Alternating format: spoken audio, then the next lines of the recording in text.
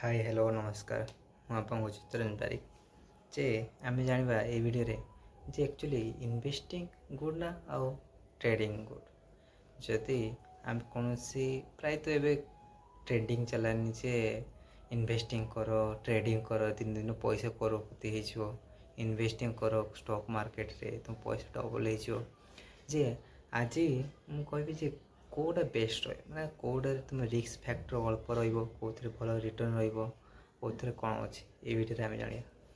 ଯେ ଇନଭେଷ୍ଟିଂ କରିବାକୁ ହେଲେ ତୁମକୁ କ'ଣ କରିବାକୁ ପଡ଼ିବ। ପ୍ରଥମେ ଯେ ଇନଭେଷ୍ଟିଂ କରିବା ପୂର୍ବରୁ ତ ପ୍ରଥମ କିଛି ନଲେଜ୍ ଥିବା ଦରକାର ଯେ କେମିତି ଇନଭେଷ୍ଟ କରିବେ, କେମିତି ଡିମେଟ୍ ଆକାଉଣ୍ଟ ଖୋଲିବେ, କେମିତି କୌଣସି ବେଷ୍ଟ ଷ୍ଟକ୍ ଖୋଜି ସେଥିରେ ଇନଭେଷ୍ଟ କରିବେ ବା କେଉଁଥିରେ ଇନଭେଷ୍ଟ କରିବେ, ମ୍ୟୁଚୁଆଲ୍ ଫଣ୍ଡରେ ଇନଭେଷ୍ଟ କରିବେ ନା କେଉଁଥିରେ ଇନଭେଷ୍ଟ କରିବେ। ଯେ ଇନଭେଷ୍ଟ କରିବା ପାଇଁ ତ କ'ଣ ଏତେ କିଛି ବେସିକ୍ ନଲେଜ୍ ତ ଏତେ ଅଳ୍ପ ନଲେଜ୍ ରହିଲେ ବି ତୁମେ ଇନଭେଷ୍ଟ କରିପାରିବ। ଯଦି କୌଣସି ଯଦି ଷ୍ଟକ୍ରେ ଯଦି ଇନଭେଷ୍ଟ କରିବ, ସେ କ'ଣ ତୁମେ ଗୋଟେ ଡିମେଟ୍ ଆକାଉଣ୍ଟ ଖୋଲ, ଡିମେଟ୍ ଆକାଉଣ୍ଟ ଖୋଲିକି କୌଣସି ଭଲ ଷ୍ଟକ୍ରେ ଇନଭେଷ୍ଟମେଣ୍ଟ କରିଦେଲ, ମାନେ ସେଇ ଷ୍ଟକ୍ ଇନଭେଷ୍ଟମେଣ୍ଟ କରିଦେଲ, ସେଥିରେ ଧର ମ୍ୟୁଚୁଆଲ୍ ଫଣ୍ଡରେ ଇନଭେଷ୍ଟ କରିଦେଲ କି କେଉଁଥିରେ ଷ୍ଟକ୍ କିଣିକି ଇନଭେଷ୍ଟ କରିଦେଲ। ଧରାଯାଉ ତୁମେ ଆଇଟିସି କି ରିଲାଏନ୍ସ ଇଣ୍ଡଷ୍ଟ୍ରି ତୁମେ ଇନଭେଷ୍ଟମେଣ୍ଟ କଲ, ଧରାଯାଉ ସେଇଟା କିଛି ବର୍ଷ ଯଦି ଇନଭେଷ୍ଟ କଲ, ସେ ମାନେ କିଛି ମାସ 2 ମାସ ସେ ପରଫର୍ମାନ୍ସ ଲ ଦେଲା, ଆଉ କିଛି ବର୍ଷ ପରେ ସେ ପରଫର୍ମାନ୍ସ ତ ଭଲ ଦେବ। ମାନେ ତୁମର ଯେଉଁ ଇନଭେଷ୍ଟମେଣ୍ଟ ଆମାଉଣ୍ଟ କେବେ ହେଲେ ବୁଡ଼ିବାର ଚାନ୍ସେସ୍ ପୁରା 0%, ମାନେ 0 ମାନେ 50% ଥାଏ। ତୁମେ ଭଲ କମ୍ପାନୀ ଯଦି ଇନଭେଷ୍ଟମେଣ୍ଟ କରିବ, ଯଦି ସେଇଟା କ'ଣ ତୁମେ ଯଦି ଆଜି ହେଇନି କାଲି ନହେଲେ ଗୋଟେ ବର୍ଷ କି 2 ବର୍ଷ ପରେ ସେ ଭଲ ରିଟର୍ନ ଦେବ। ମାନେ ମିନିମମ୍ ଯଦି ତୁମେ ଯେକୌଣସି ଜାଗାରେ ମାନେ ଇନଭେଷ୍ଟମେଣ୍ଟ କର, କି ଏଫ୍ ଡ଼ି କର କି ମ୍ୟୁଚୁଆଲ୍ ଫଣ୍ଡ କର, ତୁମ ମିନିମମ୍ ତ 10% ଗୋଟେ ରିଟର୍ନ ଦେବ ଇନଭେଷ୍ଟରେ। ମାନେ ଇନଭେଷ୍ଟ ମୋ ହିସାବରେ କହିବା ହିସାବରେ ଯେ ଇନଭେଷ୍ଟ ଯଦି ତୁମେ କରିବ, ମାନେ ଗୋଟେ ଗୋଲ୍ ସେଟଅପ୍ କରିପାରିବ। ମାନେ ମୁଁ ଏତେ ଯଦି ଲକ୍ଷ ଇନଭେଷ୍ଟ କରିଛି, ମୋର ଏଇଟା 20% 30% ଗୋଟେ କରିକି ଗୋଟେ ଭଲ ରିଟର୍ନ ଗୋଟେ ଆଣିପାରିବି ଇନଭେଷ୍ଟ ଦ୍ୱାରା। ମାନେ କାରଣ ଇନଭେଷ୍ଟ ଗୋଟେ ଇଜି ହୁଏ, ମାନେ ଏତେ ରିସ୍କ ନଥାଏ, ଏତେ କିଛି ନଥାଏ। ତୁମେ ଇନଭେଷ୍ଟ କଲ, କଣ୍ଟିନ୍ୟୁ ଇନଭେଷ୍ଟ କଲ, ଯାହାଦ୍ୱାରା ଗୋଟେ ବଡ଼ ଆକାର ପଇସା ତୁମର ଗୋଟେ ୱେଲ୍ଥ କ୍ରିଏସନ୍ ହେବ। କିନ୍ତୁ ଯଦି ତୁମେ ଟ୍ରେଡ଼ିଂ ପ୍ଲାଟଫର୍ମ ଯଦି କରିବ, ଟ୍ରେଡ଼ିଂ ଗ୍ରାଫ୍ ଜଜମେଣ୍ଟ କରିବ, ଇଣ୍ଟ୍ରାଡେ କରିବ, ଫ୍ୟୁଚର୍ ଅପସନ୍ କରିବ, ପୁରା ଟ୍ରେଣ୍ଡ ଚାଲିଛି। ଯଦି ଫ୍ୟୁଚର୍ ଅପସନ୍ କରିବ, କରୁ ପଇସା ଗୋଟେ ଦିନ 50 ଲକ୍ଷ, ଲକ୍ଷେ 2 ଲକ୍ଷ ଏସବୁ ଯଦି ଦେଖୁଛନ୍ତି, ଏସବୁ ରିସ୍କ ବହୁତ ଥାଏ। ମାନେ ଟ୍ରେଡ଼ିଂ ଯେ ଏତେ ଡିଫିକଲ୍ଟ, ଲୋକମାନେ ପ୍ରବଳ ପଇସା, ମାନେ ଦିନକୁ ଦିନ ଲୋକମାନେ ବହୁତ ପଇସା ଲସ୍ କରନ୍ତି। ମାନେ ପୁରା ଆମ ଇଣ୍ଡିଆରେ ନ୍ୟୁଜ୍ ପେପର୍ ଯେଉଁମାନେ ନ୍ୟୁଜ୍ କରିକି ଆନାଲାଇଜ୍ କରୁଛନ୍ତି ଯେ ପୁରା 99% ଟ୍ରେଡ଼ିଂରେ ଲୋକମାନେ ପଇସା ଲସ୍ କରନ୍ତି। ଆଉ କିଛି ଲୋକ ଥାନ୍ତି 1% ଲୋକମାନେ ଯେଉଁମାନେ ସ୍ମାର୍ଟ, ମାନେ ସେମାନେ ପଇସା ବାହାର କରୁଛନ୍ତି। ମୋ ହିସାବରେ 99% ଯେ ଯେଉଁଟା ଲସ୍ କରୁଛନ୍ତି, ପ୍ରାୟତଃ ସମସ୍ତେ ଲସ୍ କରୁଛନ୍ତି।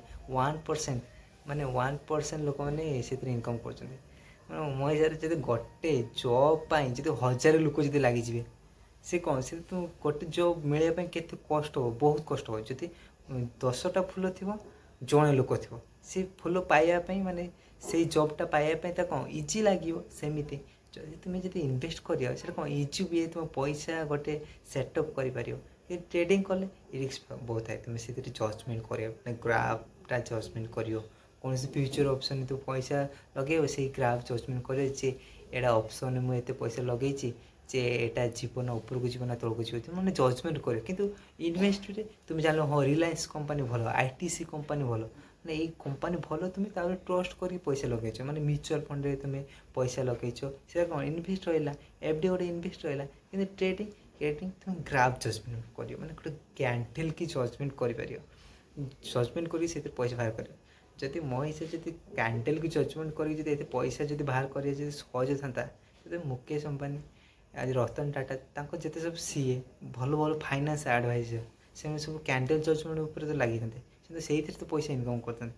କାହିଁକି ଏତେ ବଡ଼ ବଡ଼ ଇଣ୍ଡଷ୍ଟ୍ରି କାହିଁକି ତିଆରି କରିବେ?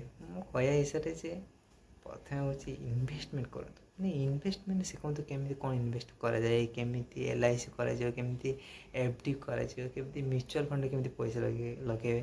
ସେଥିରେ କ'ଣ ତୁମେ ସହଜ ଇଜି ୱେରେ ତୁମେ ପଇସା ଇନକମ୍ ଜେନେରେଟ୍ କରିପାରିବ। କିନ୍ତୁ ଯେ ସର୍ଟକଟ୍ ଟ୍ରିକ୍ରେ କେବଳ ପଇସା ଇନକମ୍ କରିବା ବହୁତ ଡିଫିକଲ୍ଟ। ମୋ ହିସାବରେ ବହୁତ ଡିଫିକଲ୍ଟ। ଗୋଟେ ଜିନିଷ ମାନେ ସେଇଟା ମାନେ ଟିକେ ଅଳ୍ପ କରି ସେଥିରେ ତୁମେ କ'ଣ କରିପାରିବ ମାନେ କିଛି ୱେଲ୍ଥ କ୍ରିଏସନ୍ କରିବ। ଯେମିତି ଆମେ ଶୁଣିଛେ ଯେ ମାଠିଆରେ ଅଳ୍ପ ଅଳ୍ପ ପାଣି ପଡ଼ି ପଡ଼ି ପଡ଼ି ପଡ଼ି ପଡ଼ି ଯେମିତି ଫୁଲ୍ ହେଇଯାଏ, ସେମିତି ତୁମେ ଅଳ୍ପ ଅଳ୍ପ ଇନଭେଷ୍ଟ କରି କରି କିଛି ଭଲ ମାନେ କ୍ରିଏସନ୍ କରିବ, ନିଜ ପଇସା ଭଲ ବନେଇପାରିବ। ଆଉ ଯଦି ତୁମେ ଚାହୁଁଛ ଯଦି ଟ୍ରେଡ଼ିଂ କରିବ, ଟ୍ରେଡ଼ିଂ କରିକି ଗୋଟେ ଦିନ 1 2 ଲକ୍ଷ ଇନକମ୍ କରିବ, ମାନେ ହେଇପାରିବ, କିନ୍ତୁ ଏତେ ଇମ୍ପସିବଲ୍। ମାନେ ଆଜି ଯଦି ତୁମେ ଯଦି 1 ଲକ୍ଷ ଇନକମ୍ କରିବ, କାଲି 2 ଲକ୍ଷ ଲସ୍ କରିବ, ପରଦିନକୁ 5 ଲକ୍ଷ ଯଦି ଇନକମ୍ କରିବ 5 ଲକ୍ଷ ଲସ୍ କରିବ। ମାନେ ତୁମ ପାଖରେ ପଇସା ଟ୍ରେଡ଼ିଂରେ ରହିବନି, ଯେ ଇନଭେଷ୍ଟରେ ତୁମ କ'ଣ ସେ ପଇସା ରହିଲା। ଯେତେବେଳେ ଯଦି ତୁମ ଟାର୍ଗେଟ୍ ଫିକ୍ସ କରୁଛ, ମୋତେ 50% ଯେତେବେଳେ ମୁଁ ରିଟର୍ନ ହେଇନାହିଁ ସେତେ ପର୍ଯ୍ୟନ୍ତ ମୁଁ ସେ ପଇସା ବାହାର କରିବି। ସେଥିପାଇଁ ଇନଭେଷ୍ଟମେଣ୍ଟ କରନ୍ତୁ, କିଛି ଶିଖନ୍ତୁ। ଯଦି ଏଇ ଭିଡ଼ିଓ ଯଦି ଆପଣଙ୍କୁ ଭଲ ଲାଗିଲା ତେବେ like and comment and share କରନ୍ତୁ।